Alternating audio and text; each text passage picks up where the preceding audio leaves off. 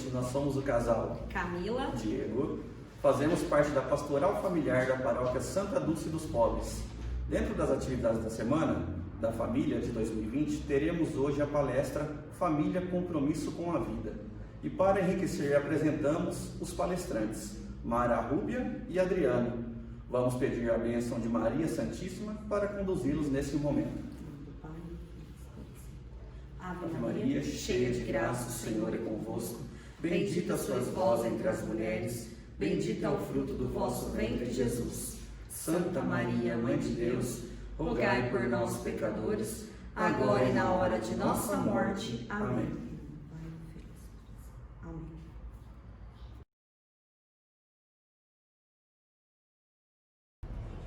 Oi pessoal, tudo bem? Primeiramente a gente agradece o convite, de estar participando com vocês dessa Semana da Família. Para nós é uma alegria muito grande todas as vezes que somos convidados para falar sobre família, para falar sobre a vocação do matrimônio. E então vamos começar nos apresentando, acho que o pessoal já falou um pouquinho, mas eu sou Adriano, Mara Rúbia, nos conhecemos há 15 anos, e desses 15 anos são 4 anos de namoro, 1 ano de noivado e 10 de casados. E desses 10 anos de casados, Deus nos deu a graça de alguns frutos, Nós temos o Antônio Miguel, de 8 anos, a gente brinca, o Antônio de Santo Antônio. Nós temos a Maria Cecília, de 5, e a gente tem a pequenininha, a Maria Isabel, que hoje está no céu, a nossa santinha que intercede por nós. E a gente vem partilhar um pouquinho com vocês sobre a experiência de família, essa vocação tão bela, sobretudo nesse tempo que a igreja particular nos convida para falar sobre a família. Sim. A Adriana já adiantou tudo, porque falar sobre a família é muito bom. E nós temos um tema para compartilhar com vocês, que é o compromisso pela vida, com a vida. E eu tenho minha cola aqui, então peço licença para poder ir acompanhando. Então, o tema é compromisso, e a gente tentou pensar nisso, quando nosso Senhor fala, não foste vós que me escolhestes, fui eu que vos escolhi, Então essa é a premissa, Então nós temos um compromisso com Deus, mas a iniciativa sempre é dele, Então quando um casal, ele diante do altar, ele escuta, a pergunta do sacerdote: estáis dispostos a receber os filhos? Receber com amor os filhos que Deus nos confiar, E ainda se estende perguntando se estamos dispostos a educá-los na fé da igreja e tudo mais. É algo que é comum para nós, Nós nos lembramos dessa pergunta, mas não pode cair no esquecimento, Porque nós fizemos um compromisso ali, Mais do que um compromisso diante do social, das pessoas que nós convidamos, os padrinhos. Nós fizemos um compromisso com Deus, E esse compromisso, ele é perene, Ele vai nos acompanhar ao longo de toda a vida.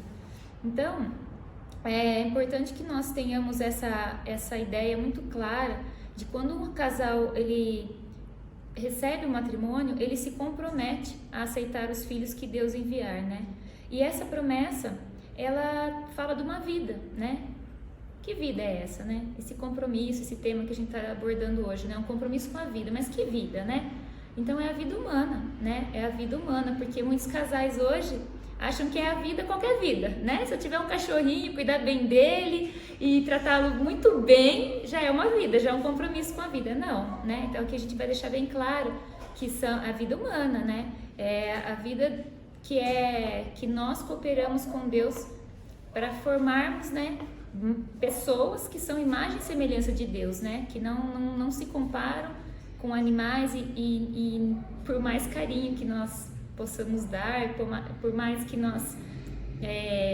nos empenhemos em cuidar muito bem, não é isso que Deus espera de nós, Deus espera que nós acolhamos e lembremos sempre daquela promessa que nós fizemos, aquele compromisso com Ele, no caso de aceitar os filhos, E aí a gente poderia conversar assim, Essa promessa que o casal tem a cumprir, essa vida, essa relação, ela tem uma dimensão do casal e tem a dimensão dos filhos, né? Então a gente chama de unitiva e de procriativa, a igreja ensina assim, né?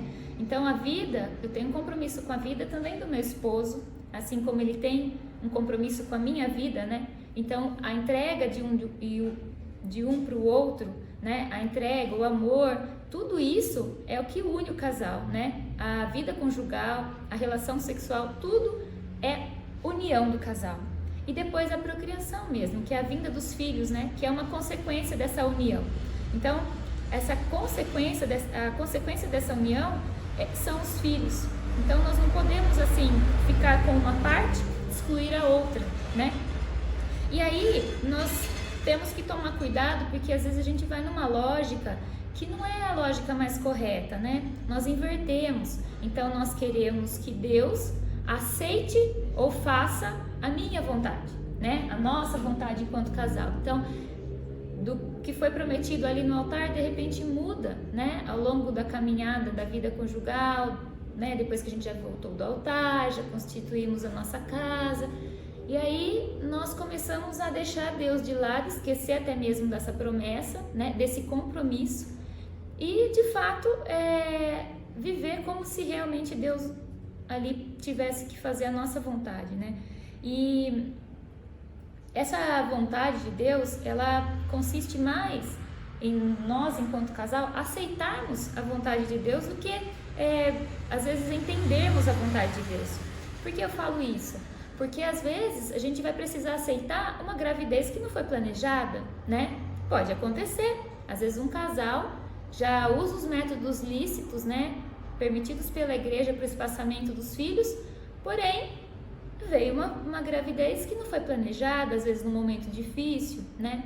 Enfim, precisamos aceitar se Deus não mandar os filhos, né? Porque a abertura do casal, ela é frutuosa, ela é válida, porém Deus pode não enviar um filho, né, para esse casal. Então muitos às vezes não quero ter um filho, preciso ter um filho, lembrando que o filho é um dom, né? Não é um acessório do casal. Então eu preciso ter um carro, preciso ter uma casa e preciso ter um filho. Não, né? Então estar disposto a aceitar esse compromisso com Deus é se Ele quiser, como Ele quiser. E também se Ele decidir levar um dos nossos filhos, né?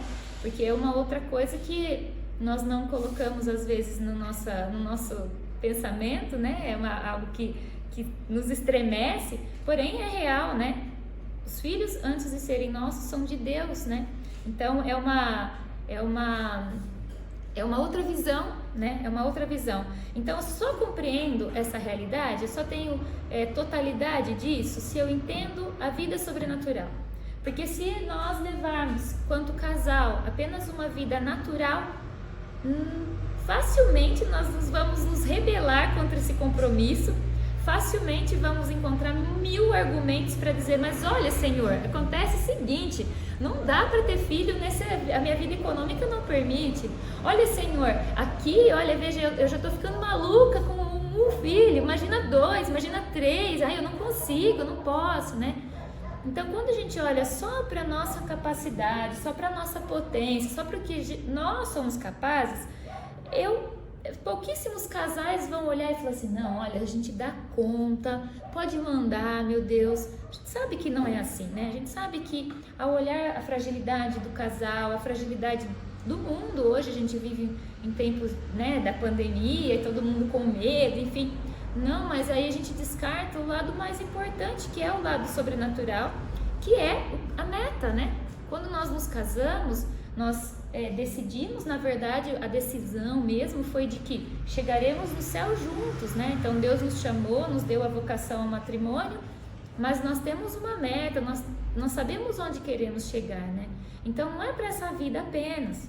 E quando nós conseguimos olhar para o sentido sobrenatural do compromisso com a vida, tudo ganha um novo sentido, né? Tudo fica diferente. Então, quando nós começamos a olhar para Deus, nós começamos a perceber que é possível, né? É possível que nós nos voltemos e um para o outro, né? E vamos assim, bom, a gente vai estar aberto à vida, como Deus quer, né? Se Deus quiser mandar nos filhos, muito bem. Se Ele não quiser mandar, muito bem. E se ele quiser colher o que ele já mandou, muito bem também, né? Não é um caminho fácil, porém é um caminho que é o próprio Deus que nos ajuda a trilhar. É algo que nós comentamos muito em casa a respeito disso, né? Se nós fôssemos colocar apenas os nossos méritos, nós nem casaríamos, né? Nem seria possível o matrimônio. Mas não, na confiança na providência, na graça, né? Todas as coisas foram se acertando. E todo casal que conseguir olhar para a sua vida vai ver que Deus foi providente, que Deus cuidou. E mesmo nas horas em que houve uma ausência, né? Nossa, olha, eu passei tal necessidade naquela época da minha vida, não queria que meu filho passasse por isso. Até aquilo, daquele mal, Deus tirou um bem, né? É certo isso, que Deus tira um bem de todo o mal. Então, até aquilo que nos parece desagradável, que parece cruz, né? Vem a ressurreição. Então, assim, toda caminhada com Deus, ela ganha um novo sentido, né? Então, até mesmo o sofrimento. Então, quando nós nos dispomos a acolher a vida, é isso, né? É fazer a vontade de Deus para o casal, né? Independente se a nossa vontade ainda não está alinhada com a vontade de Deus, a gente alcança isso através da oração, através dos sacramentos. Então, participar da Santa Missa, estar com a confissão em dia, né? E até a gente recomenda, assim, né? As duas coisas andam juntas, né? A vida interior, a vida de oração, né? A vida daquela pessoa que quer se aproximar de Deus, quer estar em contato com Deus, mas também a formação, né? Então, por que Deus me pede para estar sempre aberto à vida, independente da circunstância? Essa são informações que a gente recebe às vezes numa homilia de um sacerdote, de um bom conselho de um sacerdote, mas muitas vezes vai ser necessário que nós procuremos. Por que a igreja ensina dessa maneira a vontade de Deus? Por que Deus estipulou assim, né? Então, por que eu não posso fazer uma inseminação artificial se eu quero muito um filho?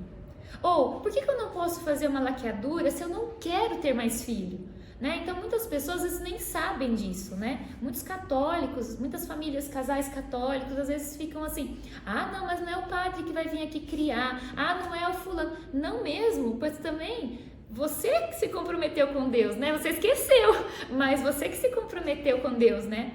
E a confiança em Deus, ela vai suprir todas essas coisas, né? Então, quando nós nos dispomos a ter formação, a conhecer, saber as razões, é fato que vamos nos apaixonar. É fato que vai fazer todo sentido na nossa vida e vai ser impossível fazer o contrário. Vai ser impossível, porque o Senhor nos toca, nos move e também nos sustenta na decisão, né? Então, queremos fazer sua vontade, Senhor, nos ajude. E Ele vem ao nosso socorro, né? Foi Ele que nos escolheu, né? Antes da criação do mundo. E a gente tem que confiar plenamente nessa graça, que Deus nunca nos desampara, né? Enfim, e se a gente não confiar, não se entregar verdadeiramente, qual é a nossa parte, né, no matrimônio? Qual é a nossa parte na nossa promessa do dia do nosso matrimônio? É um sim para a vida toda, né? Não é um sim só de fachada, né? É um sim porque esse é o rito, né? Tem que ser sim. É um sim diário, né? É sim para todas as circunstâncias, né? Deus está ao nosso lado e Ele não nos deixa só, né? Enfim, é confiar e crer em Deus, né? Que a gente vai conseguir superar todas as dificuldades.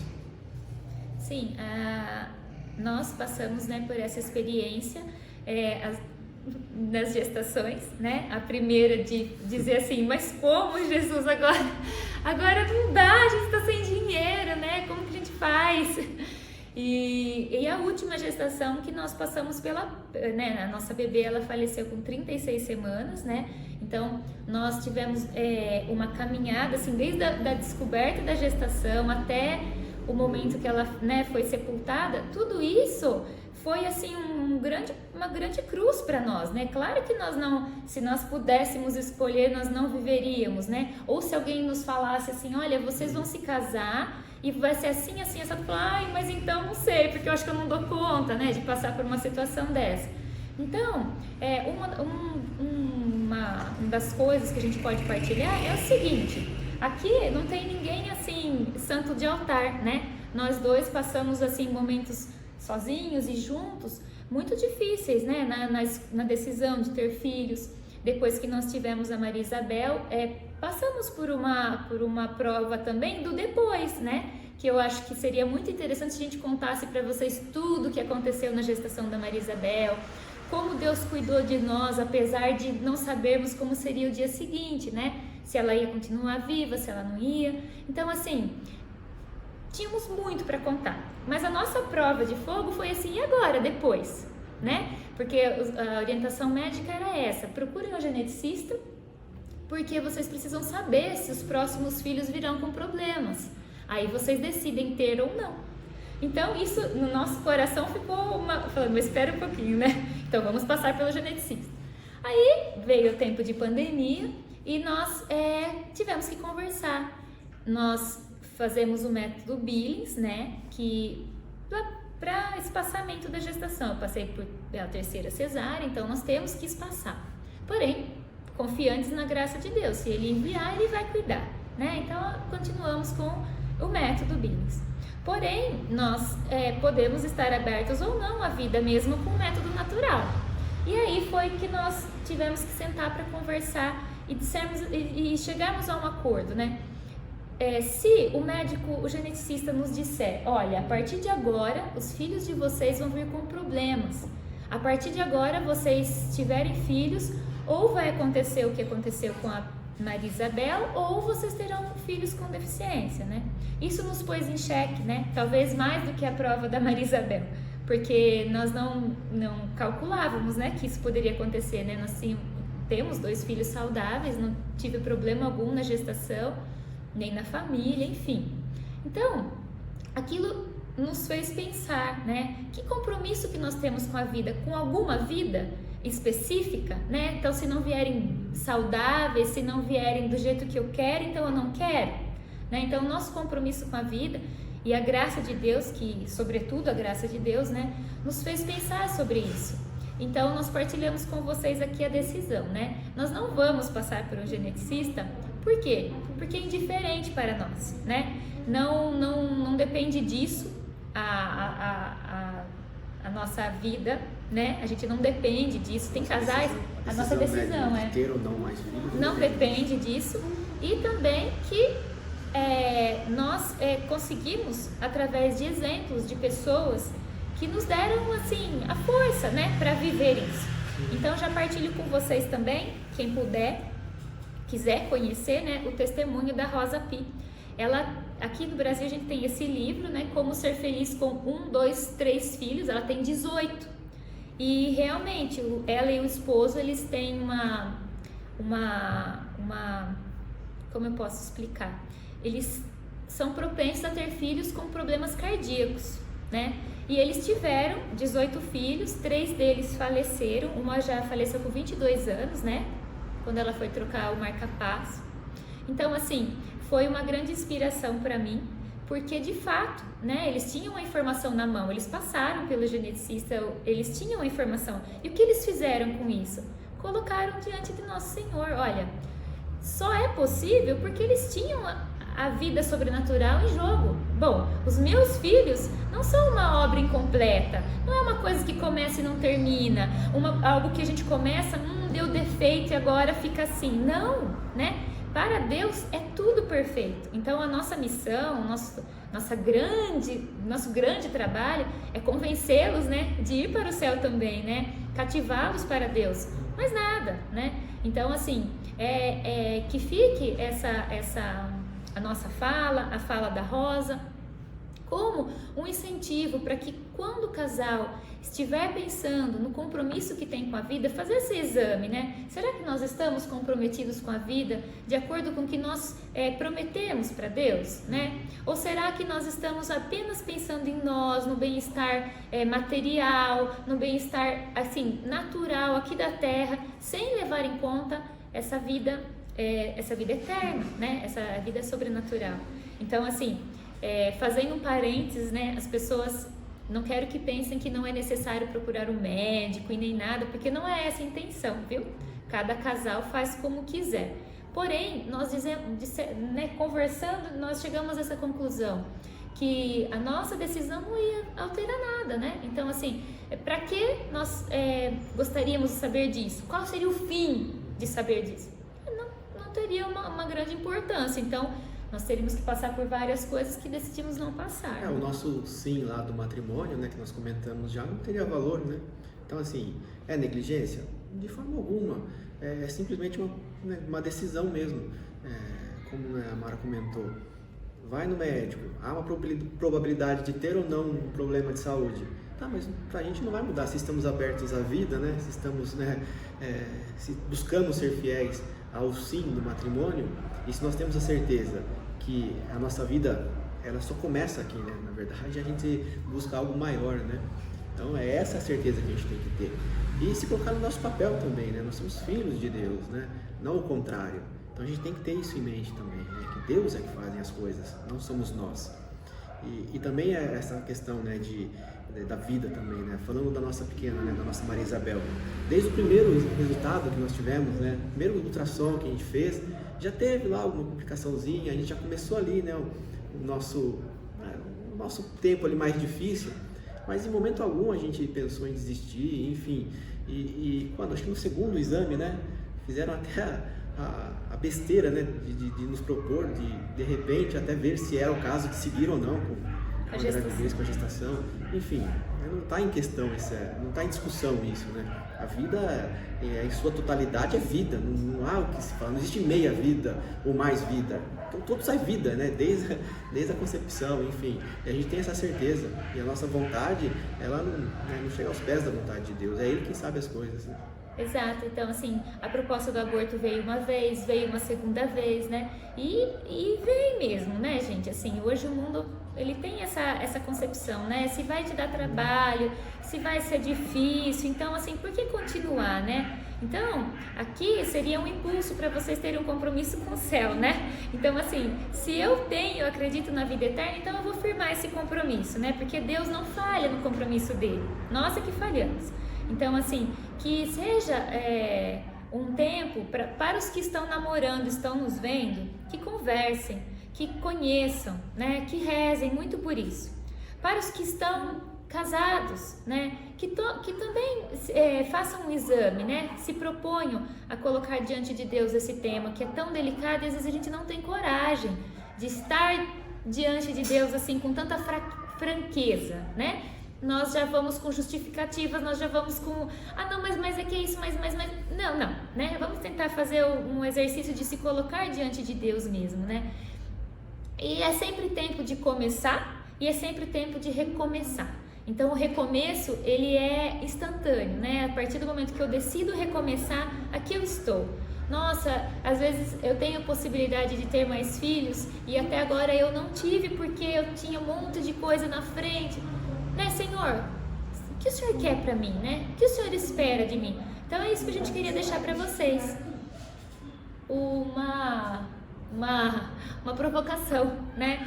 Pense sobre isso, né? Pense o quanto vocês são comprometidos, pensem o quanto vocês estão dispostos a levar adiante, então, essa promessa que vocês fizeram diante do altar, né? Sem dúvida. Confiar realmente em Deus, né? Confiar nas graças que Ele nos concede, porque a gente não está falando somente de questões de razão, questões científicas, né? Nós temos que confiar também no transcendental, né? Saber exatamente a nossa condição de filhos de Deus, né?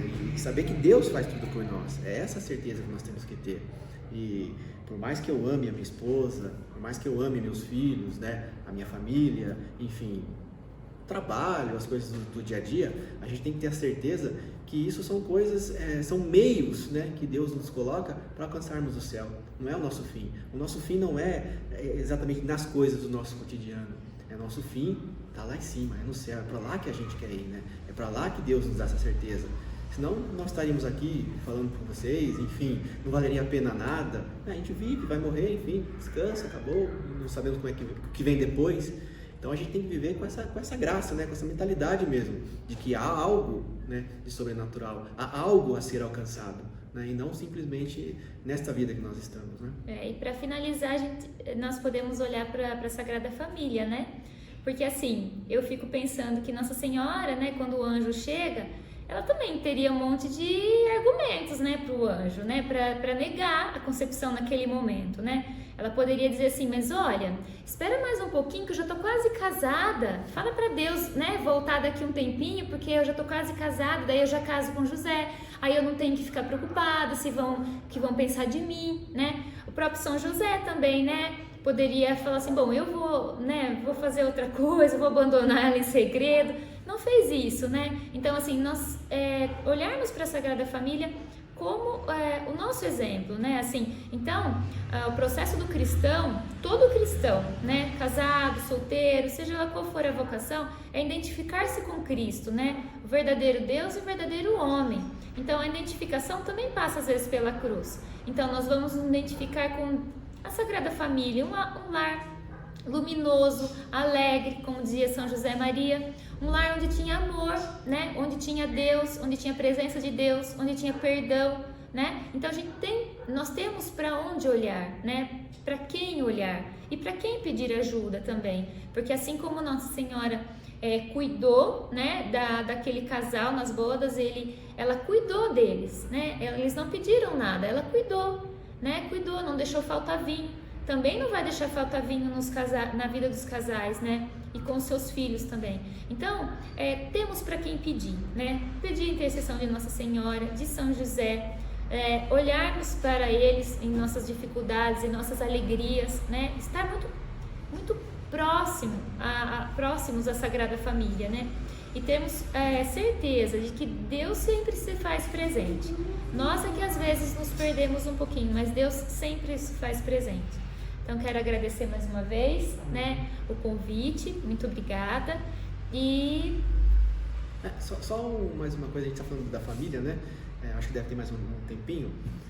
Tudo bem que não fugindo muito do contexto, mas essa semana eu estava ouvindo uma meditação, né, muito bonita, do Padre Fausto, e ele dizia assim, né, que o homem é capaz, né, o homem dizendo que é capaz de dar a vida pelos seus filhos, pela sua esposa, e eu acho que é verdade isso mesmo. Mas será que ele está dando 15 minutos do dia dele de atenção para os filhos, de atenção para a esposa? É só uma reflexão, né? Não saindo muito fora do contexto, mas como a gente está na Semana da Família, vamos valorizar um pouquinho mais a nossa família, né? A gente afirma para nós mesmos e para todo mundo que nós somos capazes de morrer pela nossa família, mas então não precisa morrer não, só dá 15 minutinhos de atenção por dia para os seus filhos, né? Para sua esposa, né? Para realmente fazer com que esse lar, né? Essa família constituída por Deus, seja de fato luminosa e alegre. Então é mais ou menos isso, só um recadinho, né, que me veio aqui, né, agora. E como a Mara comentou, a gente agradece novamente a gentileza de vocês, né, o convite, por a gente estar um pouquinho com vocês, entrar um pouquinho, né, no lares de vocês, mesmo com toda essa situação de pandemia, essas coisas atípicas, enfim, mas de estar um pouquinho com vocês, levar um pouquinho, né, daquilo que nós vivemos, né, e quem sabe, né, poder tocar o coração de cada um, para que todos possam voltar para Deus e ter esse novo recomeço, né?